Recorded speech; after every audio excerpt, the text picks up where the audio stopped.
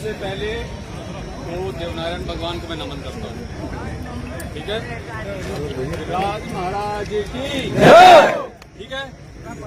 और इससे पहले आपके आने के पहले सारे लोग आगे के ट्रेन से कोई नहीं बचा था। देखो जो सबसे बड़ी जो बात थी और जो कर्नल साहब जो देके गए अपने समाज को, कोई नहीं किधर ले लिया। मैं कहता हूँ ना, पहले कभी कोई देके गया और शायद आगे भी कोई नहीं देके जा पाएगा।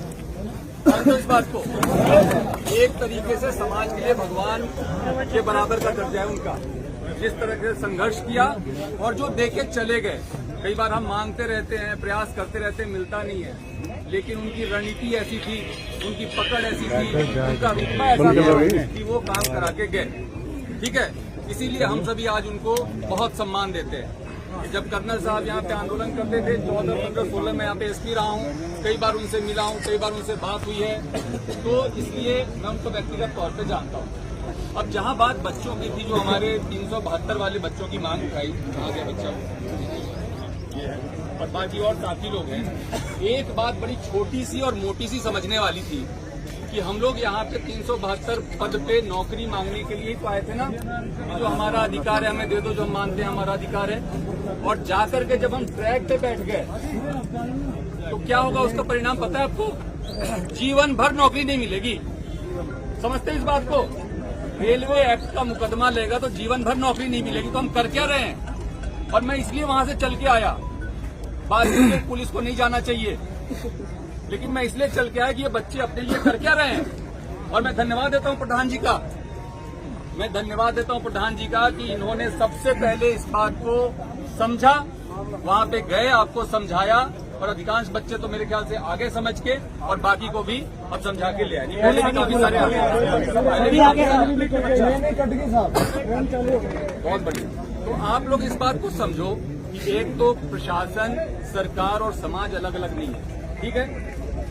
जो कोई हमारी मांगे होती है, जैसे कह रहे हैं हम 7 साल या 17 साल से आप मांग कर रहे हो, 7 साल से मांग कर रहे हो, पूरी नहीं हो रही है, तो उसमें क्या दिक्कत है? आपका पॉइंट ऑफ व्यू क्या है, सामने वाले का पॉइंट ऑफ व्यू क्या है? इसको क्लियर करने के लिए आज जो घोषणा हुई, जो मैंने सुना कि एक मंत्रिमंडलीय कमेटी का गठन हुआ है, जो कि स्थायी कमेटी है, वो एक बार के लिए नहीं बना है। वो हर 3 महीने पे मीटिंग करेगी और पहली मीटिंग इसी मंथ होगी, इसी जून माह में होगी। तो वहां तो आपकी बात सबसे पहले रखी जाएगी ना। तो इतना ज्यादा उद्वेलित होने वाली बात ही नहीं। और फिर भी अगर आपके दिल को चोट पहुंचा, मैं समझ सकता हूं। हम लोग सभी रोजगार के लिए बहुत, हमने भी संघर्ष किया है। हम भी कॉलेज में पढ़े, दिल्ली जाके पढ़े, नौकरियों के लिए कंपटीशन दी, फिर नौकरी वाली नौकरी में हमें पता है कि एक बेरोजगार क्या होता है। लेकिन साथ ही साथ अगर ये दर्द था तो थोड़ा सा धैर्य रखना चाहिए था, मैं मानता हूँ। और मैं कोई आपसे दूर नहीं हूँ, प्रशासन आपसे दूर नहीं है, कलेक्टर साहब, एसपी साहब आपसे दूर नहीं है, और न सरकार आपसे दूर है। मैं आपको कहना चाहूंगा, आपकी जो महापंचायत थी उसमें आपका बिंदु था, जितने भी उसमें पॉइंट्स मीडिया कैबिनेट से प्रस्ताव पारित करा के भेजने की बात है। एक ये मन में हमेशा डर रहता है सबके कि कहीं हमारा आरक्षण खत्म नहीं हो जाए, ठीक है। तो वो 9वीं अनुसूची में डालने के लिए कैबिनेट से प्रस्ताव पारित करने की बात के लिए आराम कर ले बाबा, हम सुना दें तो सब चीजें, जो कि पहली बार हुआ। इसके साथ ही जो मुकदमे वापसी की बात है, जिससे हम सभी लोग परेशान रहते हैं, हमारे बच्चे परेशान रहते हैं, उसमें केवल डिलीवरी नहीं बल्कि जो दूसरे जिसमें कि नोटिस दे करके भी कार्रवाई की जा सकती है, उसके भी डिस्पोजल की बात और सहमति दे दी गई है। यम नारायण योजना में आपके संघर्ष समिति के जो प्रतिनिधि जो आप नामित करेंगे उनको शामिल करने की बात हो गई है।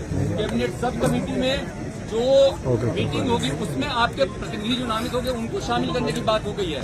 तो आप हर 3 महीने पे मिलोगे। आप जो कह रहे हो हमारी कोई बात नहीं सुन रहा, हमारी कोई बात नहीं समझ रहा, हमारी लॉजिकल बात है, तो हर 3 महीने पे सवाल पूछने का आपके पास मौका होगा। तो मेरी कोई बात पे आपत्ति है क्या? देश में गांधी जी जैसे, गांधी के देश में अगर गांधीवादी तरीकों को छोड़ करके हम दूसरे तरीके पे जाएंगे और बिना सोचे समझे जाएंगे तो अपना भविष्य अंधकार में डालेंगे। तो मेरे को बच्चों इतनी बात कहनी थी। आप सभी बहुत समझदार हैं, पढ़े लिखे हैं, मैं आपका बड़े भाई जैसा हूं। अगर आप बड़े भाई की राय को मानते हैं, अभी आप लोग जो भी यहाँ बैठ के अपना तय करेंगे नीति रणनीति, उसके बारे में मुझे कुछ नहीं कहना, लेकिन मैं कहूंगा कि जो भी निर्णय लिया करो उसमें अपना भला तो पहले सोच लिया करो, जिससे कि आपका बहुत भारी नुकसान नहीं हो जाए। तो इतनी सी बात कहनी थी।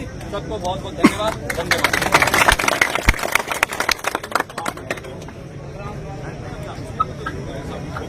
रास्ता कोई दे दे मेरे को।